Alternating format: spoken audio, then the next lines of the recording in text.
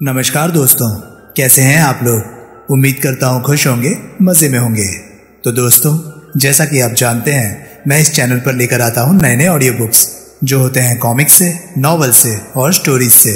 अगर आपको ऐसे कंटेंट पसंद है तो प्लीज़ मेरी वीडियोस को लाइक करें और चैनल को सब्सक्राइब करें, क्योंकि मैं ऐसे कंटेंट लाता रहता हूँ। तो चलिए दोस्तों, इसी नोट पर आज की वीडियो शुरू करते हैं। आज की वीडियो में मैं आपको सुनाने वाला हूँ पहली चोट नॉवल का पार्ट 13। इसके बाकी के 12 पार्ट्स आप ऑलरेडी सुन चुके होंगे, और अगर आपने नहीं सुने तो उनके लिंक्स आपको ऊपर आई बटन से मिल जाएंगे। तो चलिए दोस्तों, ज्यादा देरी ना करते हुए शुरू करते हैं पहली चोट नॉवल का 13वां पार्ट। देवराज चौहान और नगीना 10 बजे तक दिल्ली में पहुंच गए थे। लंबा सफर था। कार को नगीना ने भी ड्राइव किया था और देवराज चौहान ने भी। दोनों होटल में ठहरे। देवराज चौहान नहा धोकर नाश्ता करने के बाद नगीना को होटल में रहने को कहकर बाहर चला गया और लंच के वक्त वो वापस लौटा। कहाँ गए थे आप? नगीना ने पूछा। महाजन के बारे में मालूम करने। देवराज चौहान बैठते हुए बोला। पता ठीक है, महाजन वहीं रहता है। उसने राधा नाम की लड़की से 3-4 महीने पहले ही शादी की है। नगीना ने सोच भरे ढंग से सिर हिलाया। तुम लंच के लिए ऑर्डर कर दो, मैं हाथ मुंह धोकर आता हूँ। 20 मिनट पश्चात ही दोनों लंच ले रहे थे।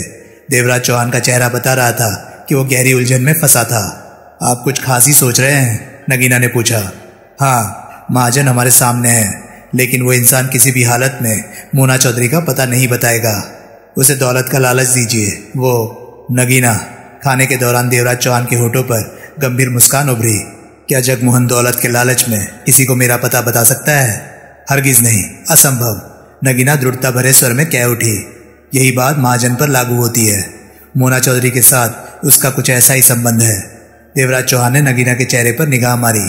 महाजन से मोना चौधरी के बारे में जानने के लिए हमें साम दंड भेद का इस्तेमाल करना पड़ेगा। चालाकी से ही हम लोग मोना चौधरी का पता ठिकाना जान सकते हैं। वो कैसे? जो मैंने सोचा है उसके मुताबिक इस काम में तुम्हें आगे आना होगा। देवराज चौहान गंभीर था। आप कहिए तो सही कि मुझे क्या करना है।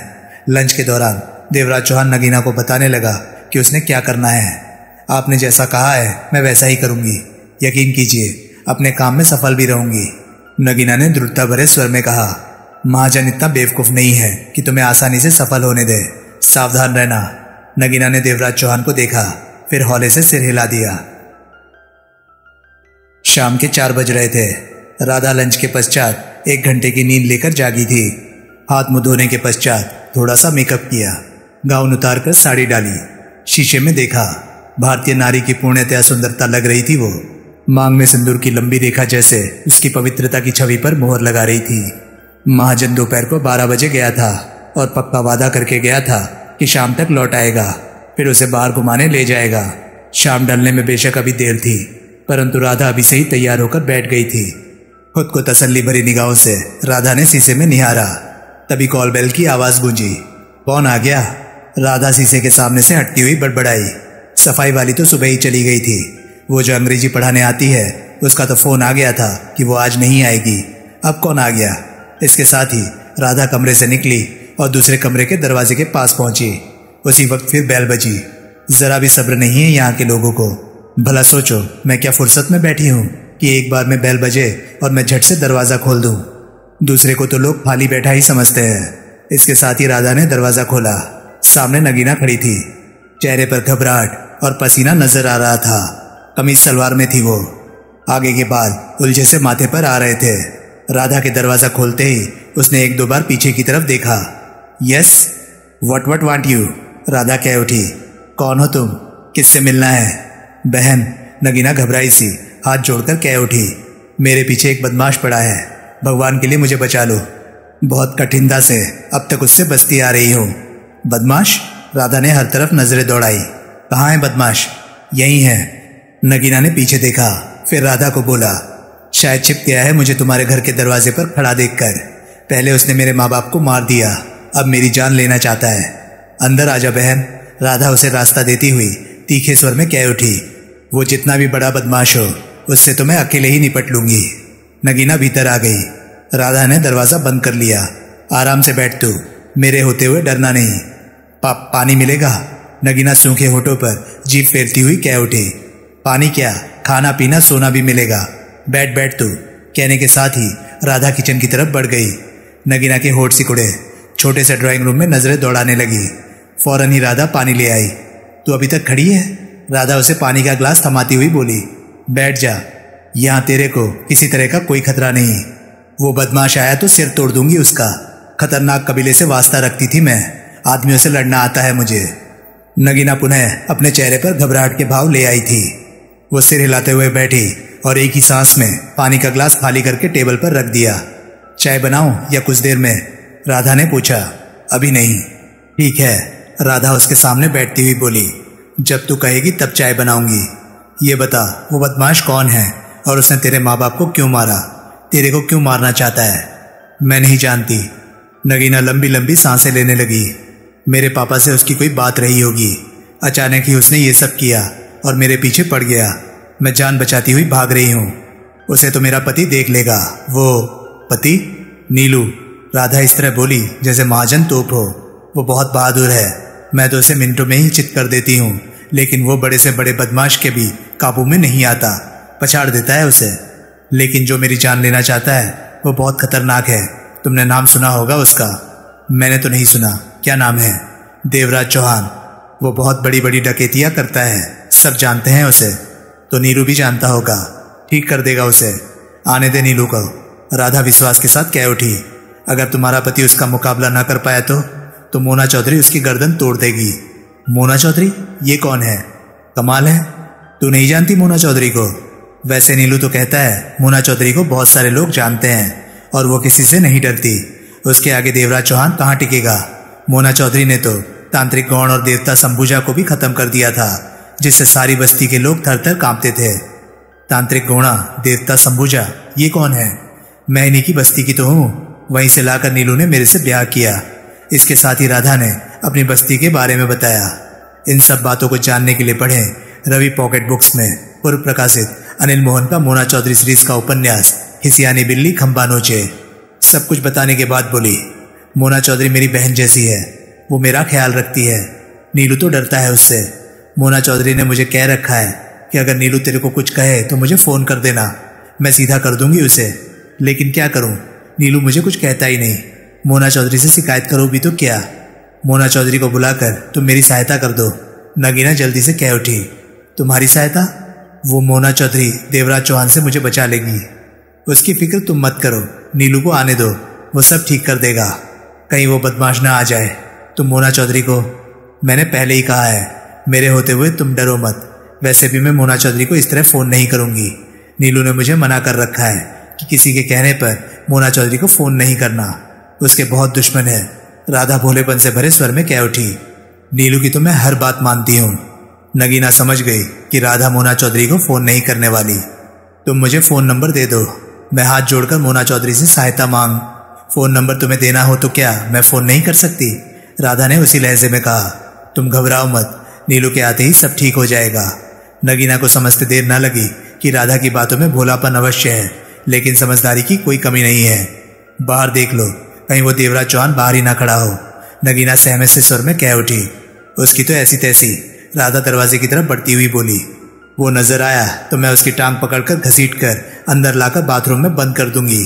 कहने के साथ ही दरवाजा खोला और बाहर देखते हुए बोली, देखने में कैसा है वो? लंबा, ऊंचा। नगीना का स्वर कानों में पड़ा। कोई और निशानी बता, ऐसा कि देखते ही उस पर दिल आ जाता है। ये सुनते ही राधा फौरन पलटी और सहमी सी बैठी नगीना को देखा। तो उसका हुलिया बता रही है या गुणगान कर रही है? उसकी निशानी बता रही हूं कि तुम उसे देखते ही पहचान सको। नगीना ने कहा। तूने नीलू को देखा है? कौन नीलू? मेरा मर्द। नहीं देखा, वो भी ऐसा ही है। राधा के होंठों पर मुस्कान उभरी। मैंने तो उसे देखते ही दिल दे दिया था। नगीना ने अपने चेहरे पर घबराहट बनाई रखी। मजाक मत करो, वो देवराज चौहान मेरी जान ले लेगा। राधा ने पुनः बाहर देखा। मुझे तो ऐसा कोई इंसान नजर नहीं आ रहा जो बाहर खड़ा होकर इधर देख रहा हो। इसके साथ ही दरवाजा बंद किया राधा ने। मैं तेरे लिए चाय बनाती हूँ, कुछ खाना हो तो बता दे, डरना छोड़ दे। नीलू आएगा तो वो देवराज चौहान को डंडा बना देगा। देवराज चौहान को अगर पता होगा कि ये नीलू का घर है तो वो डंडा बनकर भाग गया होगा। नींद लेने का मन हो तो 1-2 घंटे की नींद भी ले लेना। तू देखना नगीना, राधा उखड़ी पड़ी थी। आज मैं नीलू को नहीं छोड़ूंगी। इतना लंबा चौड़ा वादा करके गया था, कि शाम को वापस आ जाएगा और मुझे घुमाने ले जाएगा। ये हमेशा ही ऐसा करता है, जब टाइट करती हूँ तो कहता है अब नहीं करूँगा। तू बता तो, क्या सारे मर्द ही ऐसे होते हैं? मुझे क्या मालूम, नगीना ने कहा। ये भी बात सही है कि तेरे को क्या पता। राधा ने सिर हिलाया। जब तेरा ब्याह हो जाए तब आकर मुझे जरूर बताना।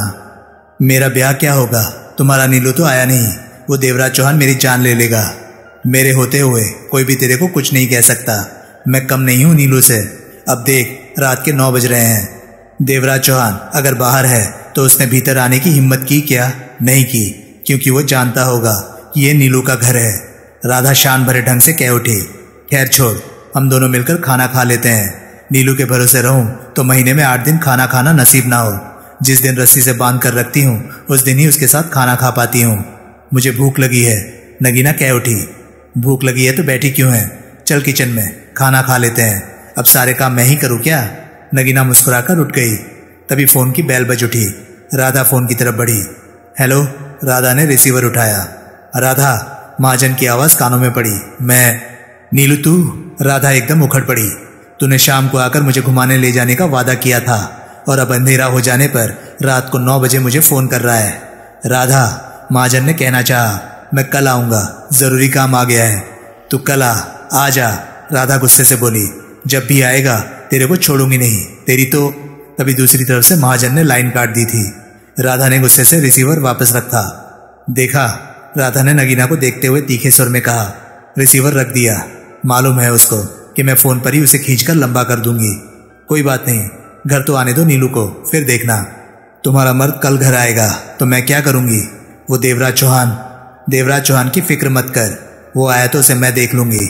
आराम से रह, मेरा मन भी लगा रहेगा। राधा ने आगे बढ़कर नगीना का हाथ पकड़ा। चल खाना खाते हैं।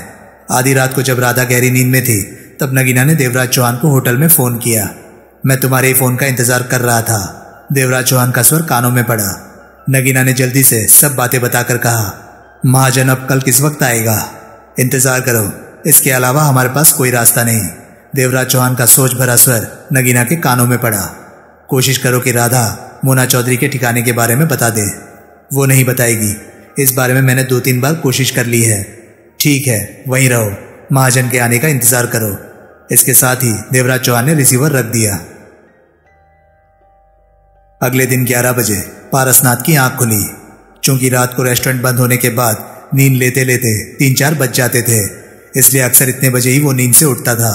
नहाने के बाद जब नाश्ते से फारिग हुआ तो 12:30 बज रहे थे। नीचे रेस्टोरेंट का काम चालू हो चुका था। सामान्य दिनचर्या थी, हमेशा की भांति।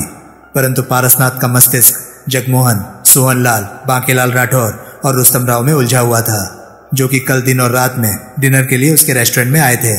बाकी तो बाहर खड़े थे। कल की बातें सामान्य हो सकती थी। अगर वो लोग आज ना आए तो उनका कल आना इत्तेफाक माना जाएगा। परंतु पारसनाथ का दिल कह रहा था कि वो आज भी आएंगे।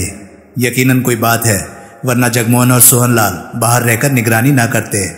पारसनाथ ने इंटरकॉम से बात करके गोपाल को बुलाया, जो कैश काउंटर संभालता था। उन दोनों की याद है तुम्हें, जो कल दोपहर और शाम को भी खाने के लिए यहाँ आए थे, जिनके बारे में मैंने तुमसे पूछा था? सपाट स्वर में कहने के पश्चात पारसनाथ ने सिगरेट सुलगाई। जी, उन्हें तो अब मैं देखते ही पहचान लूंगा, गोपाल ने कहा। उस वेटर से भी कह देना जिसने कल उन्हें लंच सर्व किया था। पारसनाथ ने उसे देखा। अगर वो आए तो आपको फौरन बता दिया जाएगा। पारसनाथ ने अपने खुरदरे चेहरे पर हाथ फेरते हुए सिर हिला दिया। गोपाल चला गया। कश लेता पारसनाथ सोचों में डूब गया। 2 बजे गोपाल ही ऊपर आया। वो दोनों आ गए हैं जिनके बारे में आप पूछ रहे थे, गोपाल ने आते ही कहा। पारसनाथ के होंठ सिकुड़ गए। खुरदरे चेहरे पर कठोरता सी आ ठहरी। तुम जाओ। गोपाल चला गया। पारसनाथ उठा और पीछे वाली सीढ़ियां उतरकर चक्कर काटकर रेस्टोरेंट के सामने वाले हिस्से में पहुंचा। इस बात के प्रति वो सावधान था कि अगर जगमोहन सोहनलाल वहां हो तो उसे न देख सके। मुनासिब जगह पर ओट ली और फिर उसकी नजरें हर तरफ घूमने लगी। सड़क पर से ट्रैफिक बराबर निकल रहा था। 3-4 मिनट वहीं ठहरा पारसनाथ। हर तरफ नजरें घुमाता रहा। तलाश थी जगमोहन और सोहनलाल की कि उन दोनों के भीतर होने पर ये दोनों आज भी बाहर है या नहीं। 5 मिनट के बाद पारसनाथ उन्हें देख पाया। रेस्टोरेंट के सामने सड़क पर वो ऐसी जगह खड़े थे जहां से रेस्टोरेंट में आने जाने वाले पर नजर रखी जा सके। उन पर निगाह पड़ते ही पारसनाथ अपने खुरदरे चेहरे पर हाथ फेरने लगा, फिर सावधानी के साथ अपनी जगह छोड़कर पीछे हटा और वापस रेस्टोरेंट के ऊपर अपने घर में आ पहुंचा। चेहरे पर गंभीरता थी। उसने मोना चौधरी को फोन किया। बात हुई। मोना चौधरी, पारसनाथ ने सपाट गंभीर स्वर में कहा। बांकेलाल राठौर और रुस्तम राव आज भी इस वक्त रेस्टोरेंट में मौजूद हैं। जगमोहन और सोहनलाल बाहर रहकर रेस्टोरेंट पर नजर रख रहे हैं। मुझे पूरा विश्वास था कि वो आज भी तुम्हारे रेस्टोरेंट में आएंगे। मोना चौधरी की सोच भरी आवाज कानों में पड़ी। ये लोग जिस काम के लिए आए हैं उसे पूरा किए बिना वापस नहीं जाने वाले। इन्हें मेरी जरूरत है, लेकिन मुझे इस बात का पूरा यकीन है कि ये कोई काम करवाने के लिए मुझे नहीं ढूंढ रहे। तो यही जानने के लिए तो मैं तुम्हारे रेस्टोरेंट में पहुंच रही हूँ। मोना चौधरी की आवाज में अब राहत आ गई थी। क्या तुम्हारा इन लोगों के सामने आना ठीक रहेगा? पारसनाथ का स्वर पहले जैसा ही था। अब नहीं तो बाद में सामने आना ही होगा पारसनाथ। मोना चौधरी के स्वर में यकीन के भाव थे। मैं इनके सामने ना पड़ी तो देर सवेरे ये तुम्हें पकड़कर मेरे बारे में पूछेंगे। तब शायद बात आगे बढ़ जाए, क्योंकि तुम अपना मुंह नहीं खोलोगे। देवराज चौहान नजर आया? नहीं, वो नहीं दिखा। वो भी पक्का दिल्ली में ही है। उसके कहने पर ही ये सब हो रहा है। पारसनाथ ने कुछ नहीं कहा। मैं पहुंच रही हूं। इसके साथ ही दूसरी तरफ से मोना चौधरी ने रिसीवर रख दिया। पारसनाथ सीढ़ियां उतरकर रेस्टोरेंट में पहुंचा। एक टेबल पर मौजूद बांकेलाल राठौर और रुस्तम राव को खाने में व्यस्त देखा।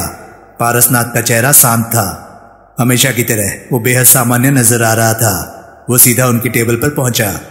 तुम दोनों से दोबारा मिलकर मुझे खुशी हो रही है, मुस्कुराकर कहते हुए पारसनाथ कुर्सी पर बैठ गया। बांकेलाल राठौर और रुस्तम राव ने उसे देखा। खुशी तो मारे को भी बहुत होवे। बांकेलाल राठौर कह उठा। तुम आज भी किसी को इंतजार करो का? नहीं बाप, रुस्तम राव ने कहा। इसे भी इधर का खाना बहुत फिट लगेला, तभी ये इधर आयला। किसी छोरे के फेर में तो इधर ना आवो। ये क्या बात करेला बाप? 50 बरस का आदमी छोरी के चक्कर में क्यों पड़ेला? रुस्तम राव ने पारसनाथ को देखा। क्यों बाप? पारसनाथ के होठों पर शांत मुस्कान उभरी रही। खाणो खाना होवो तो हाथों मारो ले बीच में, मारो खाणो ज्यादा होवे। उसकी बात पर ध्यान न देकर पारसनाथ ने कहा, मालूम है आज मैं यहाँ किसका इंतजार कर रहा हूँ? किससे मिलना है? अब उनको क्या मालूम बाप? थारे बातों करने के ढंग से लागो कि मोना चौधरी आवो हो। बांकेलाल राठौर ने मुंह बनाकर कहा। तुम्हारा कहना सही है, मोना चौधरी का इंतजार कर रहा हूँ। उसने यहाँ मिलना था। बांकेलाल राठौर और रुस्तम राव की नजरें मिली। बाप, ये तो आप उनको खींचेला है, पर मारे को तो लागो। ये सच बोलो हो। आप उनको क्या फर्क पड़ेला बाप? अपन तो खा पी के खिसकेला। रुस्तम राव ने लापरवाही से कहा। तुम दोनों से मिलकर मोना चौधरी को खुशी होगी। पारसनाथ, बांकेलाल राठौर ने कहा। मारो पास तो टाइम ना हो वो। मारे हो तो आगे हो तो हेलो हेलो कर ले हो, नहीं तो फिर कब्बो करो। क्यों छोरे? परफेक्ट कहला बाप। तुम खाली खाली क्यों बैठे हो? खाना नहीं खाया तो कोल्ड ड्रिंक पी लियो। पैसा तो मारे सिरों पर ही ठुको हो।